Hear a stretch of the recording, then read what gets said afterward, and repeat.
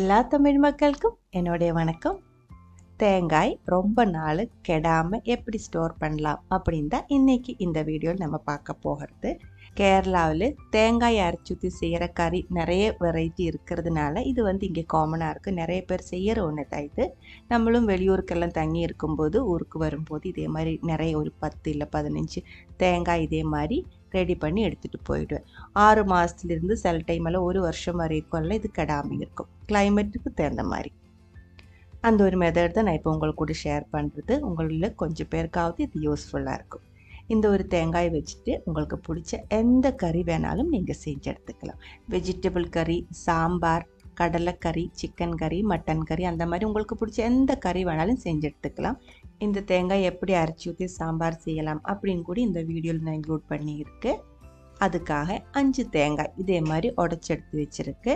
தேங்காய் எடுக்கும்போது ரொம்ப பச்சையாக இருக்கிற தேங்காய் எடுக்கக்கூடாது, ரொம்ப காஞ்சி கொப்புற மாதிரி இருக்கிற தேங்காயும் எடுக்கக்கூடாது. முத்தனை தேங்காய் தான் வேணும்.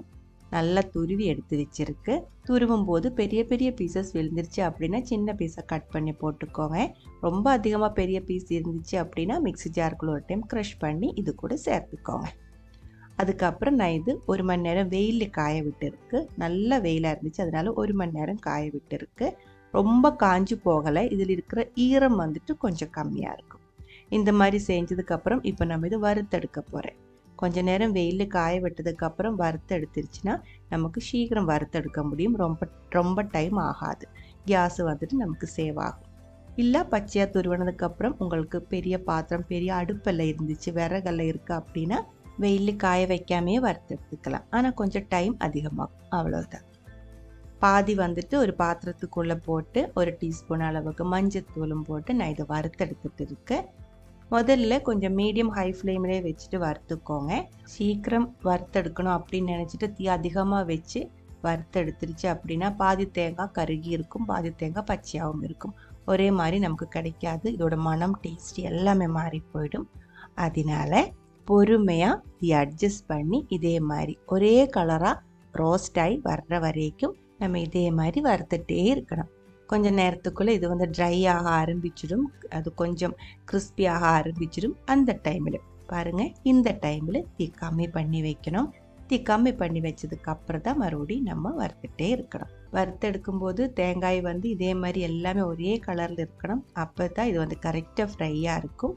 பாருங்கள், இப்போ நல்லா கிறிஸ்பியாக இருக்குது. கையில் எடுத்து இந்த மாதிரி அமர்த்தி பார்க்கும்போது இதே மாதிரி வறுத்தெடுத்தால் தான் ரொம்ப நாள் நம்மளால் கெடாமல் வைக்க முடியும். பாதி கருகி பாதி பச்சையாக இருந்தால் இது அந்த மாதிரி ரொம்ப நாள் இருக்காது, கெட்டு போயிடும். பெரிய பாத்திரம் இல்லாததுனால 2 டைமாக கேஸில் தான் நான் இது வறுத்தெடுத்துருக்கு. நல்லா ஆறினதுக்கு அப்புறம் தான் நம்ம இந்த மாதிரி ஒரு பாட்டிலுக்குள்ளே, ஏர்டைட் கண்டெய்னருக்குள்ளே போட்டு அடைச்சி வைக்கணும். ரொம்ப நாள் இது கெடாமல் இருக்கும். நீங்கள் 1 வருஷம் 6 மாதம் அந்த மாதிரிலாம் ரொம்ப லாங் டைமுக்கு தான் ஸ்டோர் பண்ணுறேன் அப்படின்னா நம்ம யூஸ் பண்ணதில் மிச்சம் இருக்கிறத இடையில ஒரு டைம் ஓப்பன் பண்ணி லைட்டாக ஒரு டைம் சூடு பண்ணி எடுத்து வச்சா போதும். வெளியூருக்கெல்லாம் தங்கிட்டு இருக்கிறவங்களுக்கு ஊருக்கு வரும்போது 10 தேங்காய் 20 தேங்காய் எல்லாம் இதே மாதிரி செஞ்சு எடுத்துகிட்டு போகலாம். இந்த தேங்காய் வச்சுட்டு நம்ம இப்போ ஒரு சாம்பார் ரெடி பண்ணி எடுத்துக்கலாம். இங்கே வறுத்தரைச்ச சாம்பார் அப்படின்னு சொல்லிடுவேன். அதுக்காக வெஜிடபிள்ஸு, பருப்பெல்லாம் நான் தனியாக வேக வச்சு எடுத்து வச்சுருக்கேன். ஒரு 5 to 6 பேர் இருக்கிற ஃபேமிலிக்கு சாப்பிட்றதுக்கான அளவுக்கு தான் சாம்பார் ரெடி பண்ணுறது. 1/2 கப்பிலிருந்து 3/4 கப்பு வரைக்கும் தேங்காய் ஃப்ரையிங் பேனுக்குள்ளே போட்டு லோ ஃப்ளேமில் நல்லா சூடு பண்ணியிருக்கு.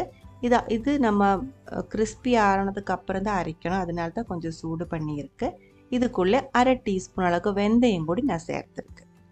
இப்போது இங்கே கேரளாவில் சாம்பார் பண்ணுற மாதிரி கிடையாது, தமிழ்நாட்டில் செய்கிறது வித்தியாசமாக இருக்கும். நீங்கள் சாம்பாரில் என்னென்ன இன்க்ரீடியன்ட் சேர்க்குறீங்களோ அது நீங்கள் சேர்த்துக்கோங்க. இப்போ நான் செய்கிற மாதிரி தான் இப்போ நான் செய்கிறது. 1/2 டீஸ்பூன் அளவுக்கு வெந்தயம் சேர்த்து நல்லா வறுத்துட்டு இருக்கு. இந்த தேங்காய் சூடாகும் போது அந்த வெந்தயம் இது கூடயே நல்லா ரோஸ்ட் ஆகி கிடச்சிடும்.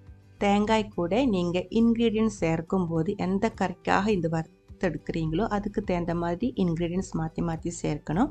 நல்லா ரோஸ்ட் ஆகி கிடைக்க வேண்டியது தேங்காய் கூடயே சேர்த்து வறுத்துக்கோங்க. அதே மாதிரி சீரகம், மல்லித்தூள், மிளகாய்த்தூள், பெப்பர் பவுடர், மசாலா பவுடர் இதெல்லாம் மாதிரி தான் தேங்காய் கூட சேர்த்து வறுக்கக்கூடாது.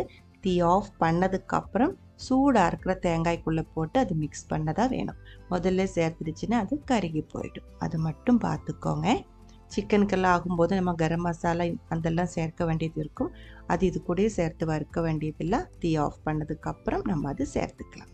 நான் வெந்தயம் மட்டும்தான் தேங்காய் கூட வறுத்துருக்கு, ஆனால் அதை ரோஸ்ட் ஆக வேண்டியது இருக்குது. அதனால 4 டீஸ்பூன் ஃபுல்லாகவே கொத்தமல்லி பவுடர், தனியா பவுடர் சேர்த்துருக்கு.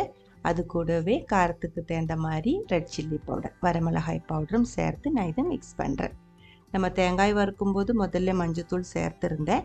வறுத்தெடுக்கிறதுக்காக வெந்தயம் தேங்காய் கூட சேர்த்து வறுத்தெடுத்துருக்கு. தீ ஆஃப் பண்ணதுக்கப்புறம் தான் மல்லித்தூள், வரமிளகாய் பவுடர் சேர்த்துருக்கு.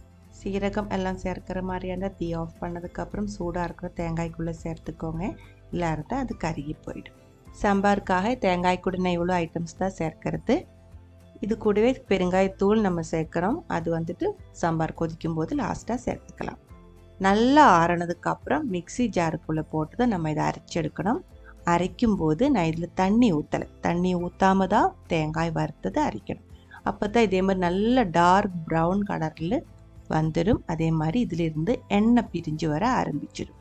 கொஞ்சம் நேரம் அரைச்சிட்டே இருக்கணும். அப்போ தான் இதே மாதிரி எண்ணெய் பிரிஞ்சு வந்துடும். இதில் நான் தண்ணி எதுவுமே ஊற்றலை. நீங்கள் தண்ணி ஊற்றி வேணாலும் அரைச்சி எடுத்துக்கலாம். ஆனால் உங்களுக்கு அப்போ இந்த கலர் கிடைக்காது, ஒரு ஆரஞ்சு கலர் மாதிரி ஆகிப்போயிடும். டேஸ்ட் ஒன்றும் மாறாது.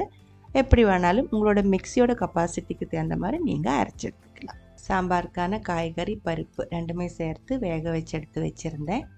நம்ம இங்கே கேரளா சாம்பார்லாம் செய்யும்போது அதில் வந்துட்டு நிறைய வெஜிடபிள்ஸ் சேர்த்து செய்கிறது. அதனால் இதில் மோஸ்ட்லி எனக்கு இங்கே அவைலபிளாக இருந்த வெஜிடபிள்ஸ் எல்லாமே நான் சேர்த்துருக்கேன்.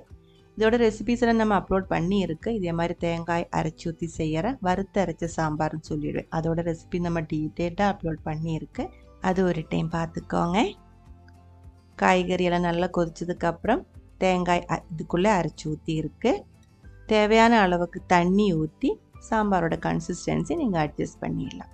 அது எவ்வளோ லூஸாக வேணுமோ திக்காக வேணுமோ அதுக்கு தகுந்த மாதிரி தண்ணி ஊற்றிக்கோங்க. நல்லா கொதிச்சதுக்கப்புறம் புளி கரையை வச்சு ஊற்றி இருக்கு. உப்பு ஒரு டைம் செக் பண்ணிக்கோங்க.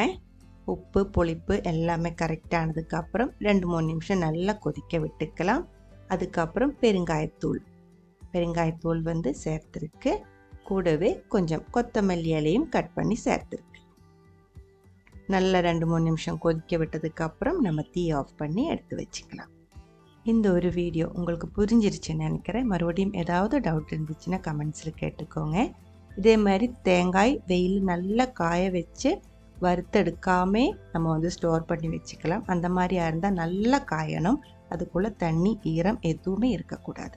அந்த மாதிரியா இருந்தால் அந்த தேங்காய் வந்துட்டு நம்ம ரொம்ப நாள் ஸ்டோர் பண்ணி வச்சுக்கலாம். சாம்பாரில் இப்போ நம்ம லாஸ்ட்டாக தாளிச்சு ஊற்றி இருக்கு. தேங்காய் எண்ணெய், கடுகு, வெந்தயம், வற்றல் மிளகு, கருவேப்பிலை, இவ்வளோதான் நான் தாளிச்சு ஊற்றி இருக்கு. இதுதான் நம்ம இங்கே செய்கிற சிம்பிளாக இருக்கிற சாம்பாரோட ஒரு ரெசிபி. இந்த ஒரு வீடியோ உங்களுக்கு யூஸ்ஃபுல்லாக தோணுது அப்படின்னா ஃப்ரெண்ட்ஸு கூட எல்லாம் ஷேர் பண்ணி விட்டுக்கோங்க. நீங்கள் இது வரைக்கும் நம்ம சேனலுக்கு கொடுத்துட்ருக்கிற சப்போர்ட்டுக்கு ரொம்ப ரொம்ப நன்றி. உடனே பார்க்கலாம் இன்னொரு ரெசிபியோட. அது வரைக்கும் வணக்கம்.